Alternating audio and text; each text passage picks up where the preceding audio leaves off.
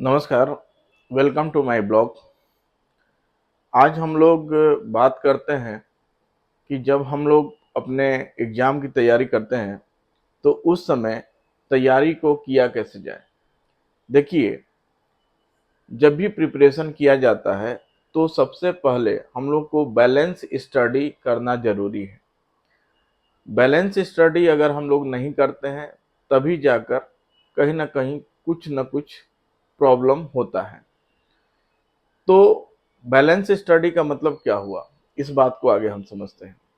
देखिए, जो भी हमारे सिलेबस में दिया हुआ है, जैसे कि मान लीजिए कि सिविल सर्विसेज के एग्जामिनेशन में जीएस भी आता है, करंट अफेयर्स भी आता है, ऑप्शनल पेपर भी होते हैं और बाकी भी एक्टिविटी होती है, जैसे एसे राइटिंग का भी होता है और मेंस में आंसर राइटिंग करना पड़ता है, पीटी में ऑब्जेक्टिव होता है।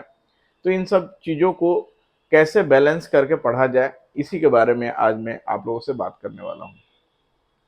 देखिए, सबसे पहले कि आप अपने सिलेबस को वॉच कीजिए और वॉच करने के बाद आप अपने सिलेबस को इस तरह से बांटिए कि इस टाइम पे मुझे करंट अफेयर्स पढ़ना है, उसके बाद इस समय मुझे जीएस पढ़ना है, इसके बाद हमको वेटेज ऑप्शनल पेपर के लिए भी देना है और उसके लिए भी समय निकालना है।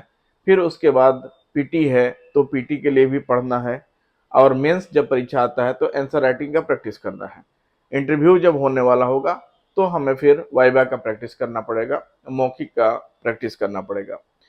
तो इस तरह से जो भी हमारा सिलेबस है उसको एक बैलेंस करते हुए पढ़े। ना कि होता क्या चीज़ है कि बहुत सारे कैंडिडेट क्या करते हैं कि वो जीएस पढ़ते हैं, करंट अफेयर्स को छोड़ देते हैं, जीएस पे ज़्यादा फोकस हो जाते हैं। कुछ लोग क्या करते हैं कि उनको करंट अफेयर्स में ही बहुत मज़ा आता है, तो वो करंट अफेयर्स पे ही ज़्यादा टाइम देने लगते हैं।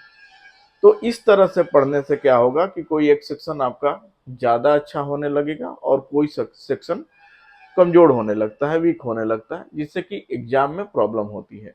तो हम लोग को बैलेंस करके पढ़ना ज़रूरी है, क्योंकि जब हम बैलेंस करके पढ़ेंगे तभी हमारा सिलेबस पूरा होगा और तभी हर जगह से हम लोगों को अच्छे मार्क्स मिल पाएंगे। तो इस बात को समझिए कि करंट अफेयर्स, जनरल स्टडी, साथ में आंसर राइटिंग प्रैक्टिस, पीटी के लिए तैयार करना, ऐसे प्रैक्टिस करना, ये सारे चीज़ों को बैलेंस करते हुए अपने सिलेबस को बांट के पढ़ना सीखिए, तभी जाके हम लोग को सफलता मिल सकता है। तो यही मुझे आप लोगों से आज शेयर करना था। Thank you.